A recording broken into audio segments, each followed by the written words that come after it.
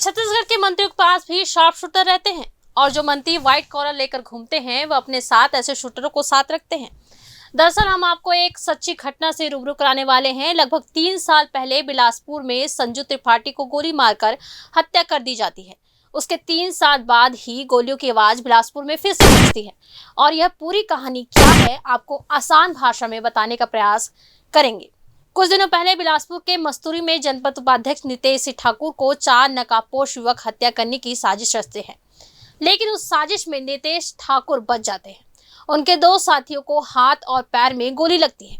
उसके बाद बिलासपुर पुलिस पूरे फोर्स को तैनात कर देती है, अलर्ट मोड पर डाल देती है और एक दिन के अंदर वह 7 आरोपी पकड़े जाते हैं। उनमें कुल 7 आरोपी पकड़े जाते हैं और मुख्य आरोपी के रूप में सामने आता है विश्वजीत अनंत का नाम, जो कि कांग्रेस के अलग अलग पदों में भी रह चुका है, लेकिन इनका कनेक्शन अब बीजेपी के मंत्रियों से भी है।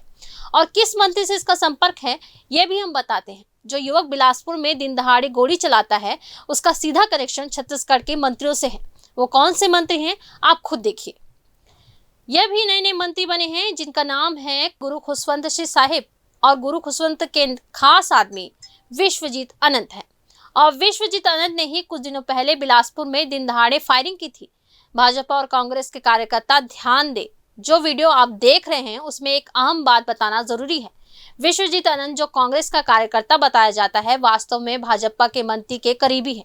यानी जो लोग सोचते हैं कि कांग्रेस और भाजपा पूरी तरह से अलग है, उन्हें अब अंदर की बात पता चल जानी चाहिए। बिलासपुर में हाल ही में नितेश सिंह ठाकुर पर हमले की खबर आई थी, जिसमें 2 लोगों को गोली लगी थी। ये तो सबको पता है, लेकिन यह कम लोग जानते हैं कि इस घटना के पीछे कौन है। बताया जा रहा है कि विश्वजीत अनंत छत्तीसगढ़ के कैबिनेट मंत्री गुरु खुशवंत और उनके भाई सौरभ साहिब के बेहद नजदीकी हैं।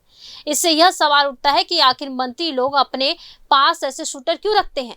जो नेता सफेद कपड़ों में घूमते हैं उनके साथ अपराधी किस तरह से जुड़े रहते हैं, यह समझना जरूरी है। बिलासपुर पुलिस ने इस मामले में तेजी दिखाते हुए एक दिन के अंदर आरोपियों को गिरफ्तार कर लिया।